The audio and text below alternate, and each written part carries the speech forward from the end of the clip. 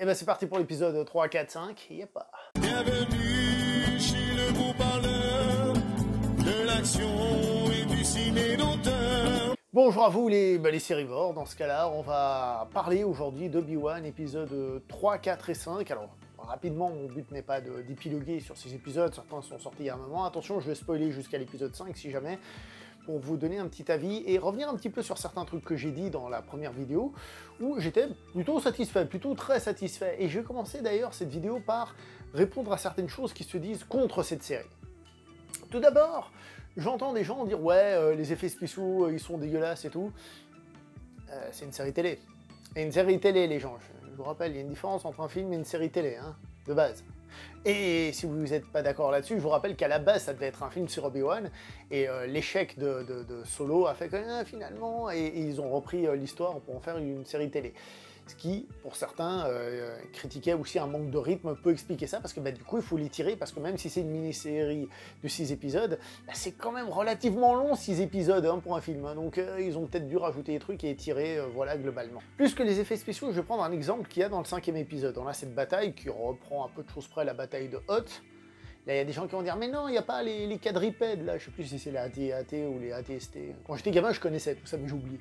Bref, oui, mais globalement, ça ressemble un peu à la bataille de Hoth, hein, dans la structure. Mais bon, bref, ce que je veux dire par là, c'est surtout, même si vous n'êtes pas d'accord, ça on s'en fout, ce que je veux dire, c'est surtout le moment où tous les soldats sont face à la porte, et puis il y a cette caméra qui virevolte et tout, et puis ensuite, il y a la grande inquisitrice, on va l'appeler comme ça, la vidéo sera plus simple, qui débarque et tout, et puis il la laisse passer. Quel est le souci de cette petite scène? Ce n'est pas tant les effets spéciaux, même si en effet, t'as l'impression que l'armée qui est là-bas, elle est toute petite, et puis tu vois que ça fait très décor et tout ça.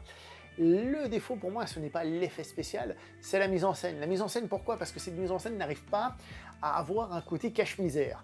Un bon réalisateur, ou une bonne réalisatrice évidemment, c'est quelqu'un qui arrive, entre autres, à faire en sorte qu'on ne voit pas le manque de budget, c'est-à-dire de faire plus avec moins. Ça, c'est un grand talent. Si pour faire plus, tu as besoin de plus d'argent, plus de décors, plus de trucs, plus de machin, et ben ouais, t'es peut-être un faiseur, mais t'es pas quelqu'un qui va sublimer ce que tu as. Beaucoup de bons films, d'ailleurs, c'est ça, on se dit « Waouh, mais comment ils ont fait pour faire aussi bien ?» C'est ce qui fait que les films rentrent dans l'histoire. Là, ici, c'est cette mise en scène qui donne ce côté carton, parce qu'on voit l'armée d'un bout à l'autre, on voit que c'est petit, on voit les décors et tout, donc c'est la mise en scène qui cloche à ce niveau-là. Voilà, ça c'est pour revenir sur 2-3 trucs. Oui, il y a 2-3 défauts, mais ça, oui, n'oubliez pas que c'est une série télé, même si, voilà, les gens ont un peu tendance à oublier, à confondre les deux. Pourquoi? Sans doute, peut-être parce que, je sais pas, il n'y aura peut-être pas encore des bons films bien réalisés, ça devient de plus en plus rare, surtout dans les blockbusters, forcément, donc il faut parfois aller les chercher, mais là, en tout cas, on voit la différence. C'est pour ça que les gens ont beau critiquer George Lucas, malgré tout, moi je trouve que le mec, il se démerde pas mal, hein. Avis perso, après je rentre pas dans le débat. Donc, je vous avais dit que j'avais bien aimé le personnage de Leia, il était introduit, on va revenir sur les incohérences que ça crée, parce que ça en crée de plus en plus. Les 2 premiers épisodes, ça pouvait en créer, mais tu dis, bon, on va voir comment ça va être développé, on va voir comment les choses vont se régler, on va voir. Et donc là, dans l'épisode 3, il y a un moment où Obi-Wan il fait « Non, faut rester caché et tout », et puis Leia « Non, non, allez, je vais parler au mec qui passe, salut, bonjour, j'ai envie de monter, voilà, ça c'est mon oncle, je crois, une connerie comme ça. » Et ça passe nickel. Je suis désolé, non, ça c'est trop pour une petite fille. Alors, non pas qu'une petite fille ne peut pas parler, etc.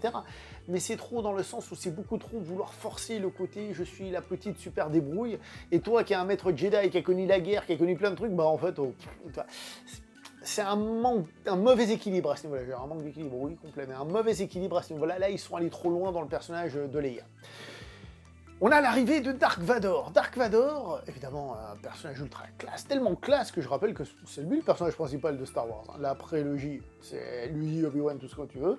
Et la trilogie originale, on a l'impression que ce sont les autres, mais en réalité, on voit que c'est son parcours à lui qui délimite la fin de la trilogie, et puis quand on prend les deux, c'est plus qu'évident, quoi. Donc c'est lui, et en plus, on va pas se mentir, c'est un des méchants les plus iconiques de l'histoire du cinéma, hein. Alors, un des meilleurs, peut-être selon certains, je tiens à préciser que j'avais vu des classements où il mettait, où Dark Vador faisait partie d'ailleurs, hein, mais il mettait genre Hannibal Lecter, Hans Gruber, des méchants comme ça, et puis il était dedans, ça me paraît plus ou moins logique de par l'importance dans la pop culture. Donc c'est un personnage hyper important. sa première apparition dans la série, je trouve qu'elle est un peu caricaturale. C'est vraiment, j'arrive, il faut que je fasse mes gestes de Dark Vador, il faut que je sorte mes répliques de Dark Vador, je me bats contre Obi-Wan en lâchant des grandes phrases et tout, chose qu'il fera plus tard. C'est une reprise, plus ou moins, de ce qu'il y a dans Un Nouvel Espoir. Ça, on est d'accord. Mais du coup, alors, déjà, Leia, qui dans Un Nouvel Espoir, envoie un message en mode « Autrefois, vous avez servi mon père, genre je vous connais pas, mais s'il vous plaît », bah là, je sais pas comment elle va pouvoir oublier, en tout cas après 5 épisodes, hein, moins qu'il fasse le coup de la perte de mémoire. Le classique coup, j'espère pas. Hein. En même temps, je sais pas comment ils vont faire. Je crois qu'ils s'en foutent. Mais là, on a Dark Vador qui se bat contre Obi-Wan et qui le maîtrise. De A à Z. Alors je sais pas comment il va faire pour lui sortir dans Un Nouvel Espoir. Autrefois j'étais l'élève, maintenant je suis le maître. Et puis l'autre lui répond le maître des forces du mal, Vador. Bref. Ça casse un peu trop le mythe à ce niveau-là, et j'ai trouvé que Vador en lui-même, avec ses grandes phrases et tout, était un peu trop dans la caricature, tel qu'il était là. Un peu trop dans la caricature.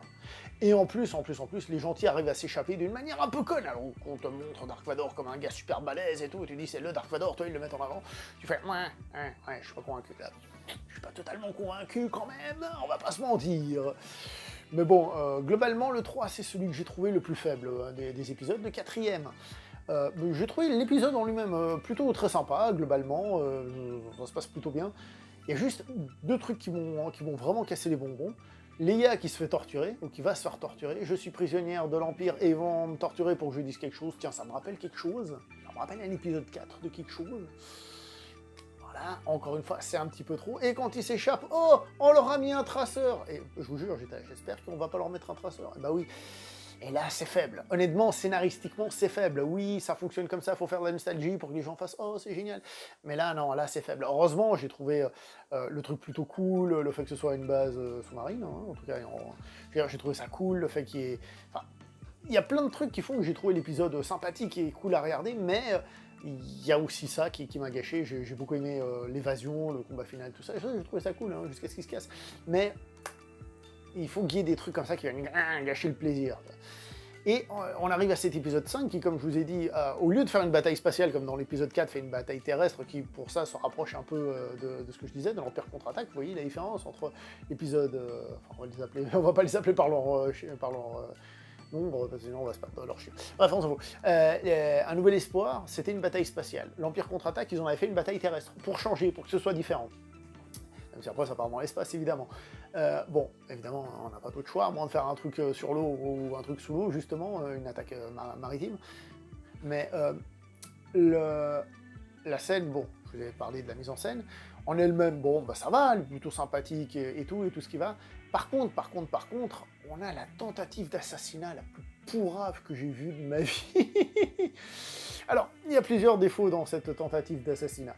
Tout d'abord, le personnage qui était méchant, très méchant, et c'était cool, j'ai trouvé que c'était cool, bah ils en font une gentille. Est-ce que ça c'est dû au fait que ce soit une femme, une personne de couleur, et que de nos jours on peut pas?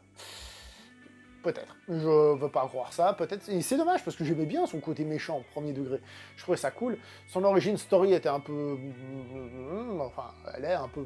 mais bon, allez, on va dire que ça passe. Par contre, la tentative d'assassinat, elle est nulle. Obi-Wan, il dit, ouais, je me livre, comme ça, on détourne l'attention et tout, il verra que moi. Il faut attendre que le vaisseau se casse loin, que le mec il soit déjà là en mode, bon, bah c'est fini.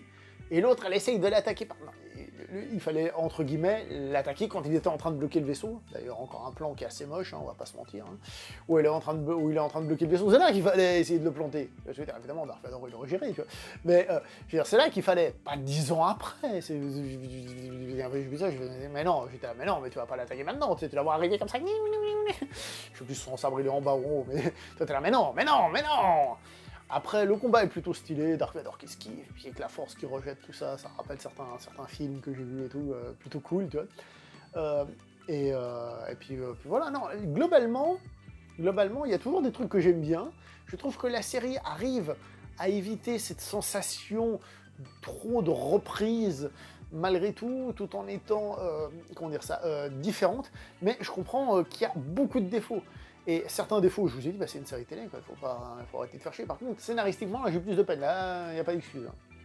Oui, mais c'est difficile de faire un préquel qui se passe. Bah, c'est toi qui as essayé de le faire, hein, donc maintenant t'assumes que Donc à ce niveau-là, je suis un peu pas très content. La mise en scène globale est pas oufissime, ça on est d'accord, c'est une série télé, je m'en fous un peu, mais c'est vrai que ça manque d'envergure, ça manque de puissance, tout ça, et c'est relativement dommage. Évidemment, on va attendre de voir le dernier épisode pour conclure tout ça. Encore un dernier petit mot qui est quand même important aussi, en plus de la continuité, hein. Dans Un Nouvel Espoir, on nous dit, alors je sais plus exactement comment, je me rappelle plus de la phrase, mais que l'empereur avait dissous le Sénat, ou un truc comme ça, qu'il avait décidé de prendre du pouvoir tout seul. Donc ça, c'était dans l'épisode 4. Hein. Alors, on va pas se mentir, quand on regarde la trilogie Star Wars originale, on voit aussi qu'il y a des idées qui ont changé d'un épisode à l'autre. Hein. Et là, le fait qu'il kidnappe Leia, qui est la fille d'un type important dans la politique et tout, et qui a un Sénat, machin, truc bidule, je pense que ça devrait être un petit poil plus compliqué que ça, politiquement parlant. Alors oui, le but, c'est pas de parler de la politique, parce que le but, c'est de se rapprocher de l'original, la trilogie originale, et non pas de la prélogie, parce que trop politique pour les enfants. Hein. Et si je dis trop politique pour les enfants, c'est parce que, par rapport à ce que je vous ai dit sur Dark Vador dans l'épisode 3 ou sur Leia, l'épisode 3 de cette série, je trouve que c'est une série où on sent clairement le côté tourné pour les enfants. C'était plus ou moins déjà le cas pour d'autres, mais là je trouve qu'on le ressent un peu trop par rapport aux personnages qui sont là, qui sont, avec tout le respect du monde, des personnages dans la mythologie Star Wars plus importants que par exemple le Mandalorian ou même Boba Fett. Là on est face à Obi-Wan, Dark Vador et tout, et on ressent un petit manque de puissance et d'envergure, et ça, et ben c'est dommage, voilà, tout simplement, c'est tout simplement dommage. Je vais pas dire que c'est une grosse daube, hein, personnellement, mais même en partant du principe que c'est une série télé, il y a 2-3 trucs qui m'ont dérangé. Alors là où les 2 premiers, j'ai fait OK, pour le moment ça se présente bien, on va voir ce qui va venir après. Là on a vu largement plus de la moitié, il reste un épisode. Et là du coup, ben, je suis pas sûr que le dernier épisode va réussir à tout arranger aux petits défauts qu'ils ont quand même réussi à accumuler. Mais malgré tout, ça se laisse regarder. Hein. Si on a qui veulent revoir ce que c'est qu'une série de science-fiction d'époque, et en plus des bonnes, rematez-vous un épisode de la nouvelle génération de Star Trek, rematez-vous un truc genre... ça s'appelait déjà Sequest, rematez-vous aussi le Battlestar Galactica, le remake par exemple, extraordinaire et tout. Voilà, c'est une série télé malgré tout. Faut pas oublier ce détail technique. Faut pas oublier ce détail technique. Bref, en gros, voilà ce qu'il en est. Moi je trouve ça sympathique, mais j'aimerais bien qu'ils corrigent 2-3 trucs, parce que pour une saga aussi importante que Star Wars, je trouve qu'ils font pas beaucoup d'efforts au niveau de la continuité. Bon, vous l'aurez compris, je vais m'arrêter là. N'oubliez pas le like, le partage, l'abonnement. On se retrouve prochainement pour une prochaine vidéo. Jusqu'à la partie. Ciao.